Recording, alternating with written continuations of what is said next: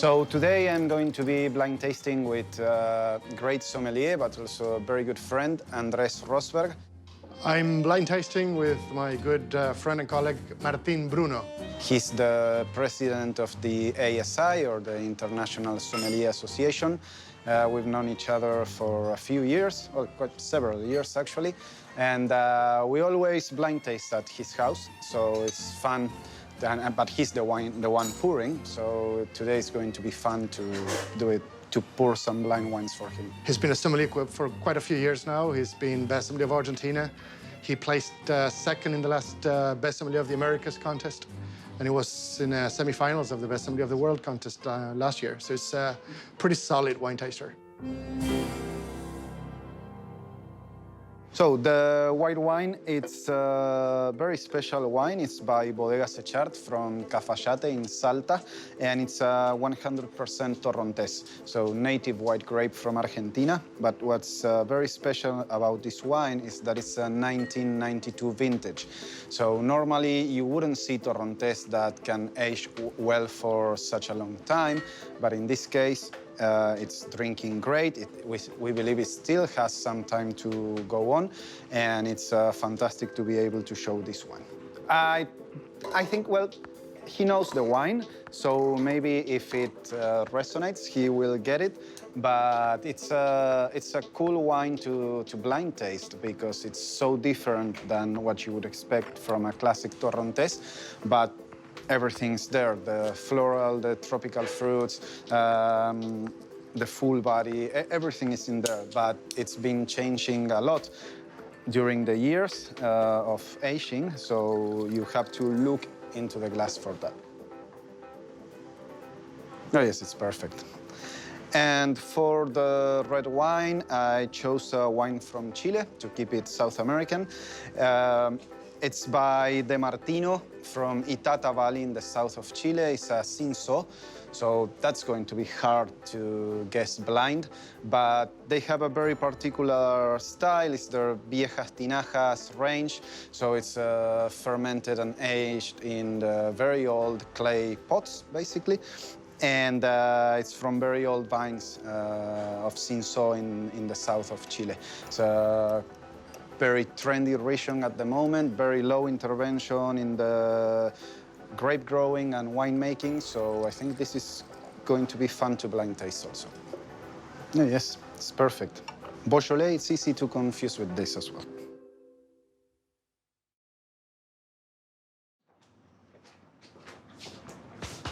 ¿Qué tal? Ready to taste? Oh, yeah. Excellent.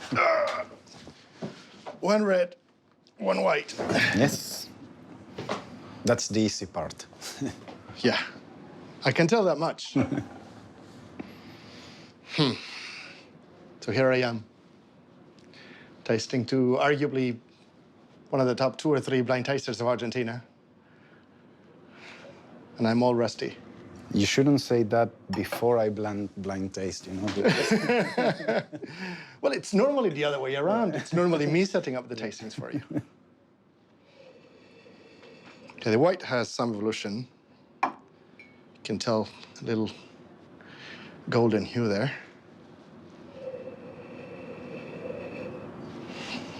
It's very expressive, probably still a little cold, but very expressive. You get a number of things there. You get apple, you get stone fruit, you get white flowers, a little peach, a little, dare I say, minerality? Let's not go there. But has a little stony note to it. Some honeydew, slightly citrusy note too. It's like orange blossom, orange peel.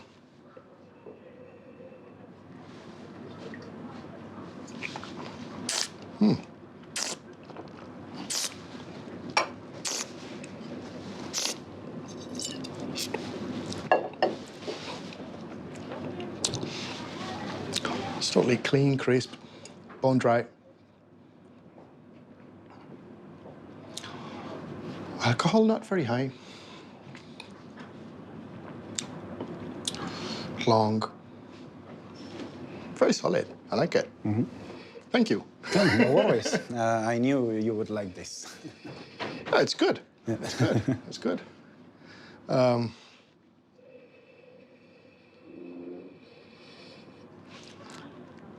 I think I'm starting to get an idea what it can be, too. Excellent. So complexity, balance are there. This wine is super crisp. Very sharp, also. I like that tension in it.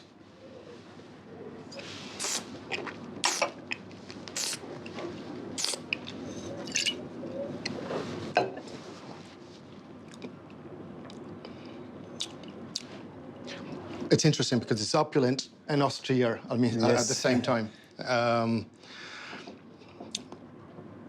My guess is this has a couple of years on it.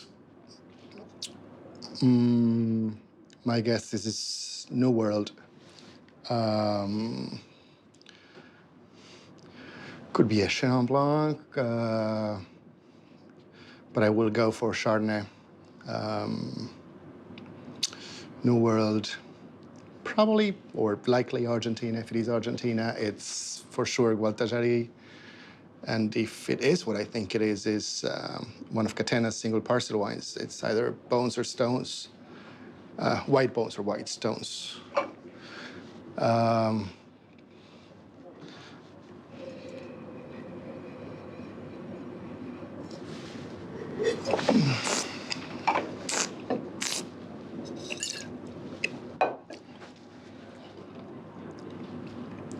Probably bones. It has that little mintiness to it and a little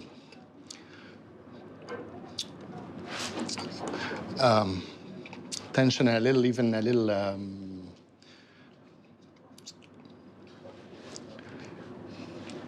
acidity in the end of the palate. You know, it gives a little a long aftertaste to it and a lot of even chalkiness. I don't know. I rather flame out than rust away. So yeah, that's gonna be my call for this one. That's very good. No. I mean, I think it was a great call. I won't tell you yet. Do the first, but I think it was a very good call. Thank you. We'll see about that. And the red is.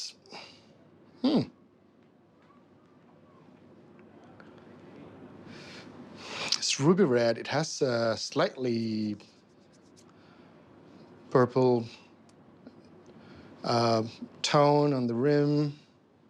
So it's a young wine. It's not very deep, so it's slightly light in depth. Obviously not fined or filtered because it has a little turbidity, has a couple of things floating in it. And it's not old enough to have that much sediment.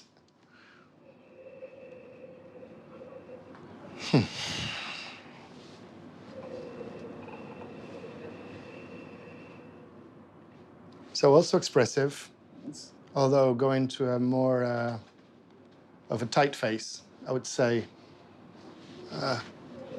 Not as expansive as the white. The white was a little blunt.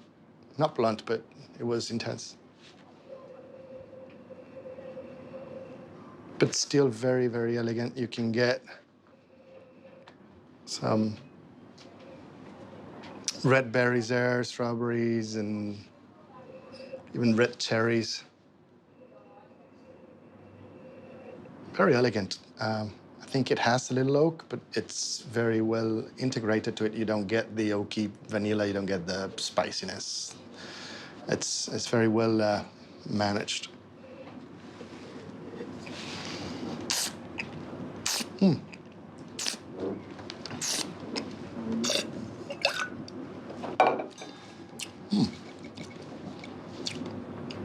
Another nice wine. Thank you very much again. No worries. Okay, so on the elegant side of the world, intense, but at the same time delicate. It's fragrant, it's perfumey.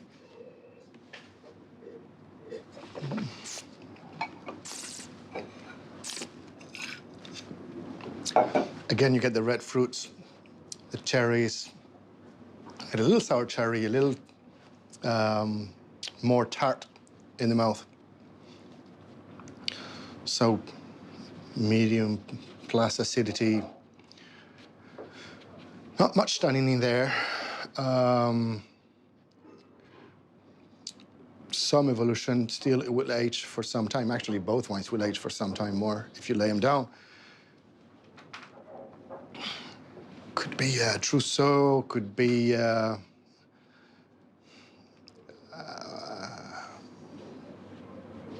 other light varieties. I will call a Pinot Noir on this one. I'm a little.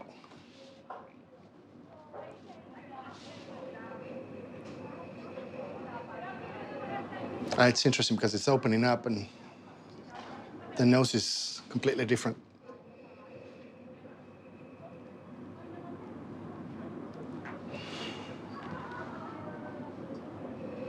Now I'm getting a little bit more spice. Now I'm getting a little even plum, like red plum note to it.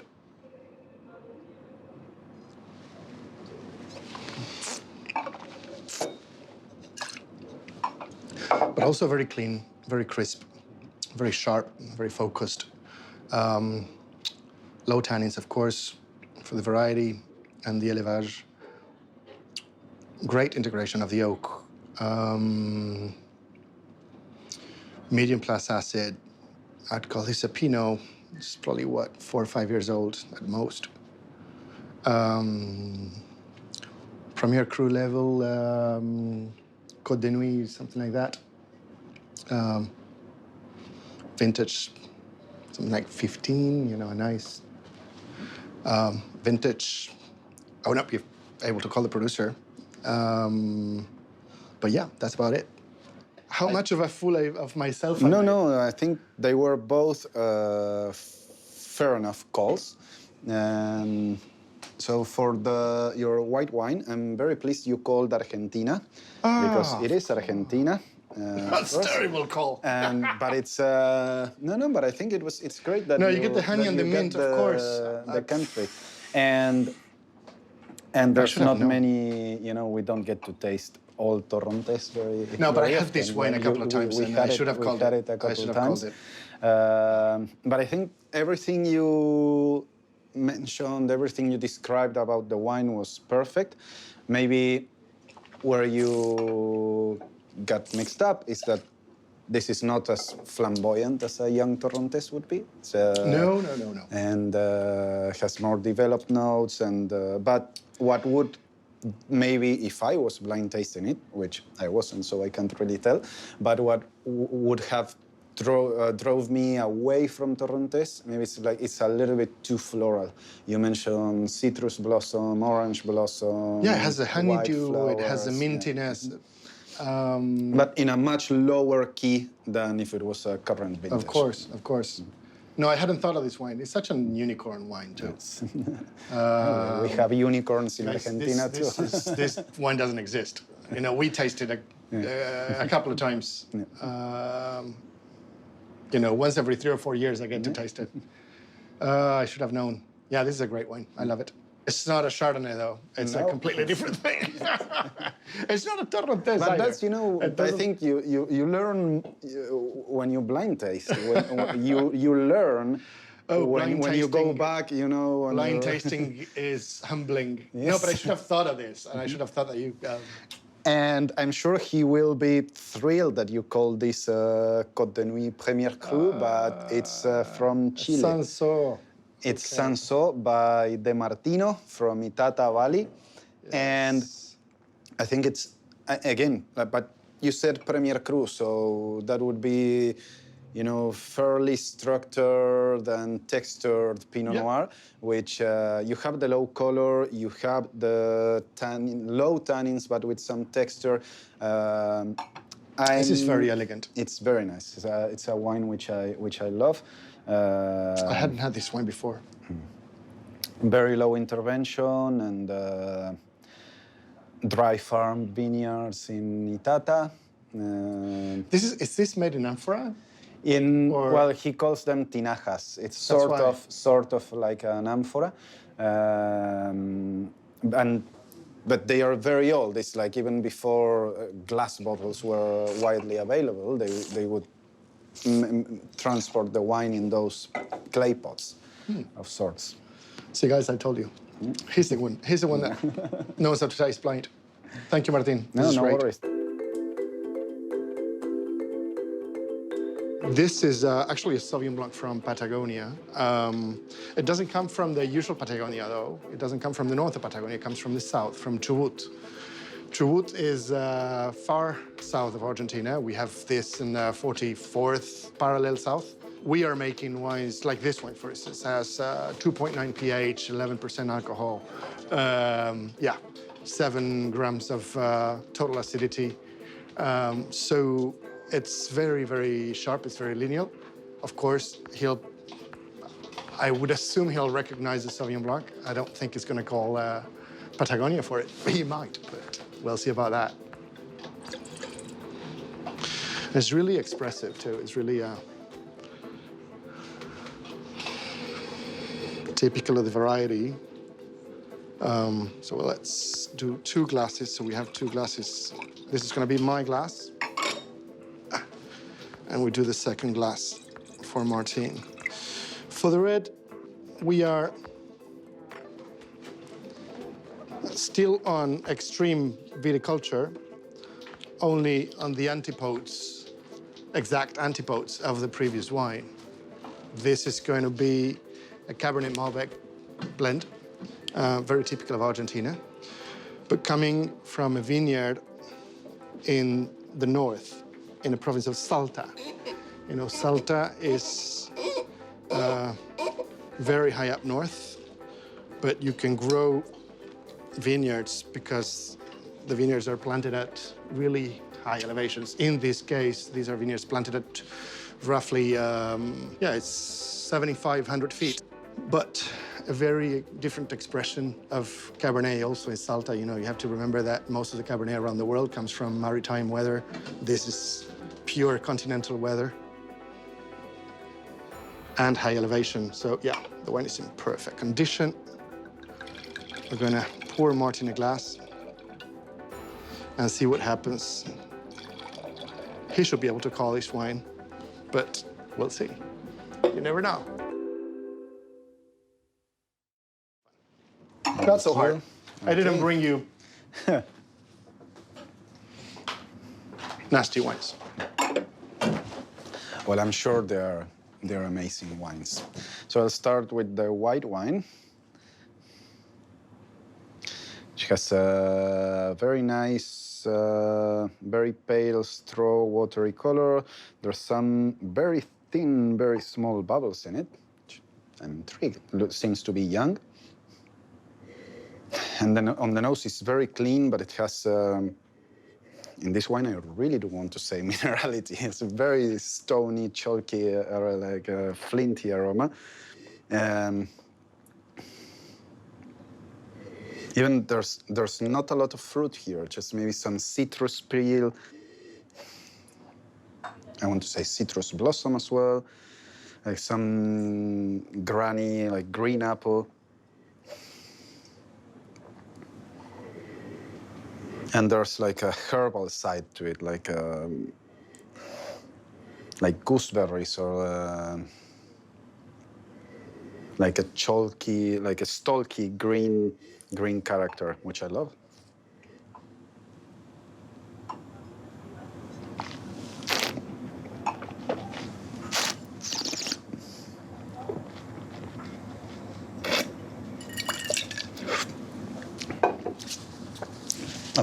It's dry. The acidity is high. It's very like laser-like acidity. It's very juicy. You feel it in the sides of your mouth, and makes you salivate a little bit even. But it has a very nice mid palate of citrus fruits. It's very lemon, lime, even some grapefruit. There's this, again, like almost underripe Granny Smith apple or even underripe pear. But all the time with this very fresh juiciness. It goes all the way to the finish. And in the finish, I get back a little bit of this herbal, like grassy character. It's really well balanced. It's almost ethereal on your mouth, but it has some texture and nice persistency. It's a great wine. I love it. I want to say old world for this, especially because of the acidity level and the alcohol. The alcohol seems to be in the medium-low range. And the acidity and the minerality and the texture, to me, are definitely old world. But I'm not very sure where to place this.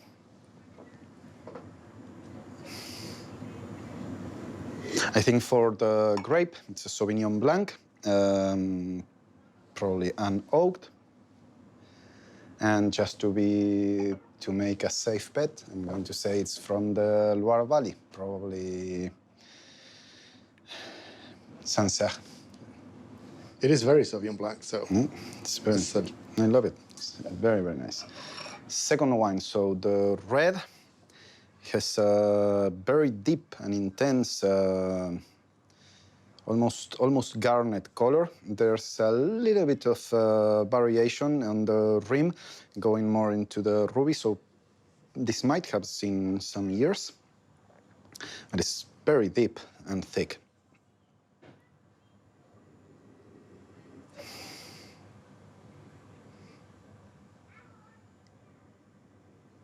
The nose is in intense aroma.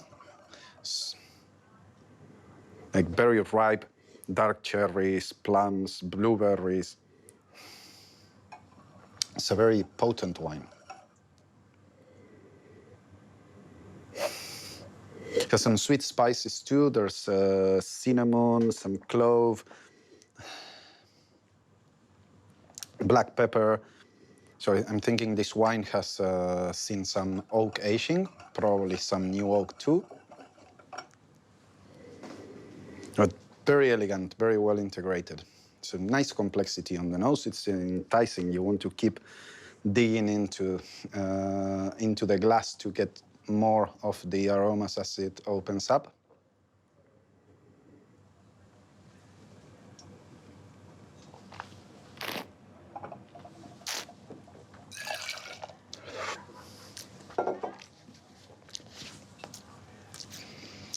And the palate is dry. The acidity is medium to, as a medium acidity. Alcohol, it's high, probably it's above 13.5, like 13.5% or 14, but it's very well integrated. Tannins are big, full, but very ripe tannins. It gives a lot of structure. It's like a heavyweight wine. And it's very full-bodied. The mid palate shows again all these very ripe cherries, blackberries, plums, with the mix of sweet spices like Christmas spices or baking spices. But there's also an earthy character, a little bit of like a wet, like wet soil or mushrooms on the finish, and it's a long finish. So it's a really great wine. So I'm thinking this wine comes from the New World, and I think it's a blend. It's a blend of based maybe on Cabernet Sauvignon with like a classic Bordeaux style, maybe some Merlot, maybe some Cab Franc, but from the New World. And